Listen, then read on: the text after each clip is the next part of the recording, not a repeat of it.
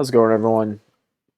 Back at it again, going through Rene Girard's Battling to the End, his last book. I'm slowly getting through this. We're in chapter 3 with my group now, and just read The Logic of Prohibitions. I thought it was a interesting subchapter to go over, so we're just going to read it here, and I hope you find it interesting. So this is a conversation again between Rene Girard and Benoit Centre. So this is Benoit starting. Does this mean that you think that Raymond Aron's rationalism was shared by the anthropologists of his time? Girard, of course not. In his writings, the rationalist prejudices of recent anthropology are very clear. It refuses to understand the logic of religion. We mentioned above some of the analysis in Violence and the Sacred. I would like to go back to that book, which is the key to my work.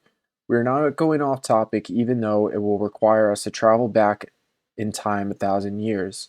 Recent anthropology has stopped understanding archaic prohibitions because it does not see that they were directed against violence. Instead, anthropologists have leapt into the arms of psychoanalysis to say prohibitions are the results of the complexes of legislators who are afraid of sex.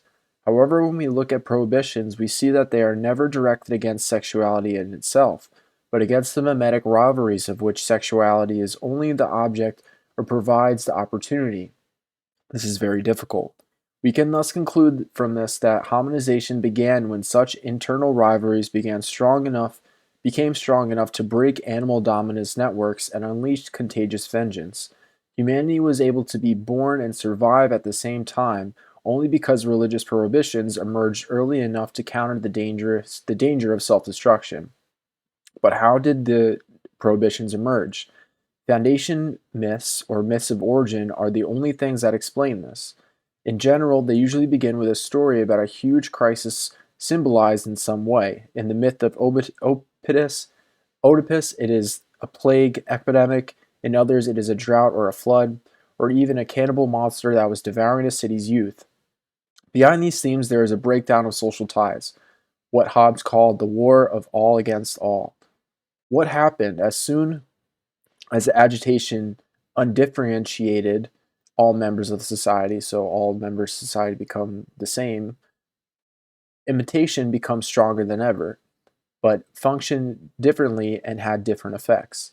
When the group became a crowd, imitation itself tended to reunite. So became the same as a metaphor. Like I think maybe COVID is a great example. Like there's a anomaly that has happened, and um, people fall into line into one camp or the another or another, and they all have the same opinion. So they're undifferentiated. Another way to put it, in Luke Burgess's Wanting, a book about Girard, he describes this as freshmanistan, where everyone as a freshman in high school basically is the same. Um, they start at the same level. When the group became a crowd, imitation itself tended to reunite it. Substitutions occurred, and the violence converged onto increasingly fewer adversaries until it focused only on one. People then discovered the cause of the trouble and then finally rushed as a single body to lynch its now universal enemy. The same mimetic energy that caused growing disorder so long as there were enough rivals to oppose one another finally brought the whole community together against the scapegoat and thereby caused peace to return. The result was so sudden and unexpected that the reconciled people saw it as a supernatural gift, and the only one who could have filled the role of the gift giver was the victim of the unanimous lynching, the scapegoat chosen unconsciously by the mimeticism of the lynchers. The scapegoat thus reunited the group. This is why many victims are described as foreign visitors.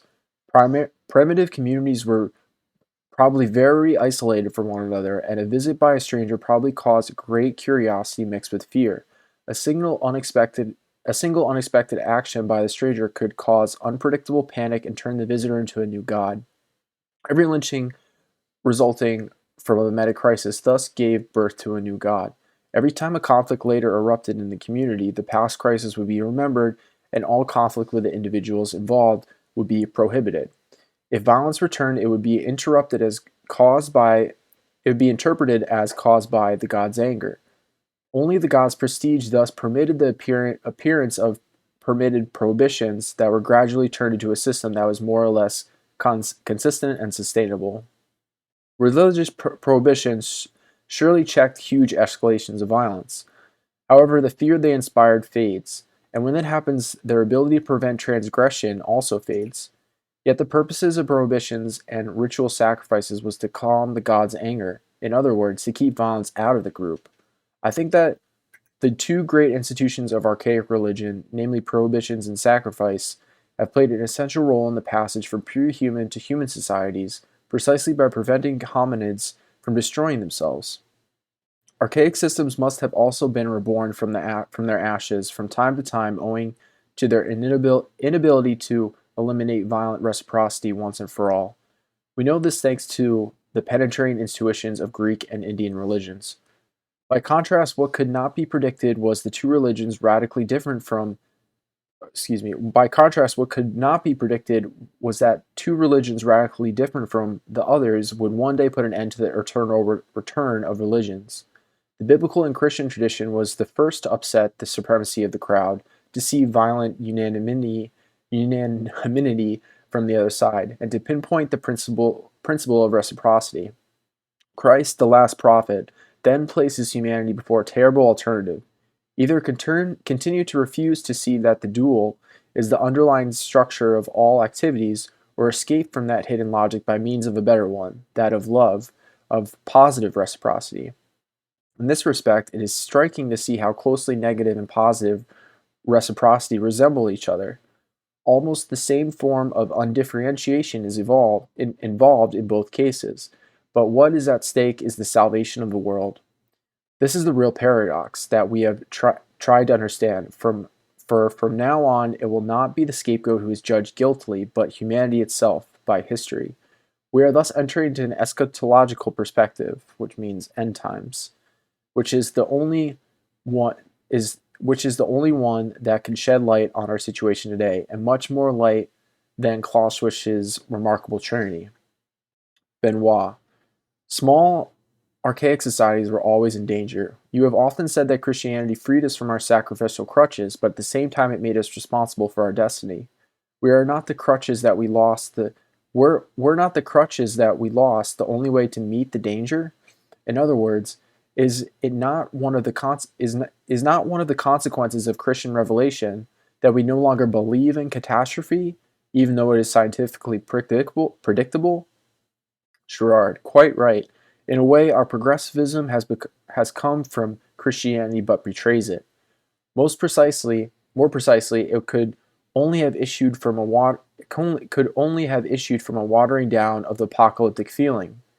I am convinced that it is because Christians have gradually lost a sense of eschatology that they have ceased to influence the course of events. It was probably beginning with Hiroshima that the idea of the apocalypse completely disappeared from the Christian mind. Western Christians, French Catholics in particular, stopped talking about the apocalypse just when the abstract became real, when reality became to match the concept.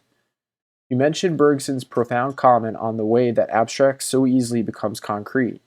I think that it has become possible to see catastrophe as banal because of our very rationalism. For example, that of Raymond Aron, who saw total war as only a concept. I have been wondering about this refusal to take reality into account for over 40 years. It resembles Levi Strauss's basic disinterest in rites and sacrifices, and desire to study only myths and what he called the savage mind. These constructions are beautiful but very fragile. As soon as I feel that a myth is hiding something, that there's a skeleton in the closet, my ears prick up and I'm on alert. In this respect, I would go so far as to say that rationalism, the refusal to see the imminence of catastrophe, which is something archaic society saw very clearly indeed, is our way of continuing to fend off reality. As Pugy said, we are the coarsest and most superficial of mythologists. This is why Hegelian dialect does not work for me. I find it too rationalistic and not tragic enough. It flies through conflict without ruffling its feathers. Like Clausewitz, I smack into the law of the duel and I stop there. So I thought this was an interesting passage or subchapter to go through. Um, Again, the logic of prohibitions, going through the Old Testament right now and reading this got me thinking how all those rules and prohibitions in the Old Testament really did have um, uh, meaning and purpose in the time that they were given and written, um, and how that um, Christian revelation has, um, like the guys were saying here, has taken those crutches off for us. The um, the violence that was hidden behind the prohibitions and um, the rituals that we performed to um, keep the violence in check.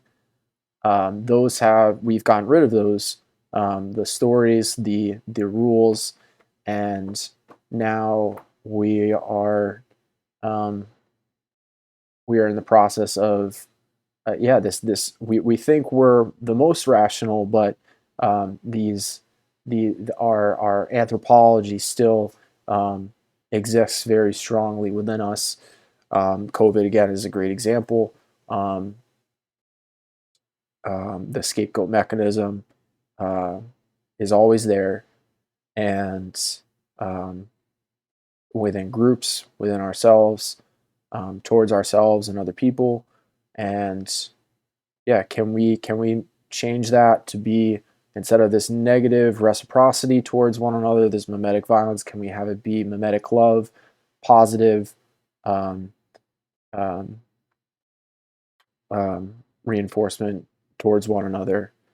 And that seems to be what God and Christ are calling us to do. And yeah, so interested to hear what you guys think about this passage. Um, yeah, hope you guys are doing well. Take care.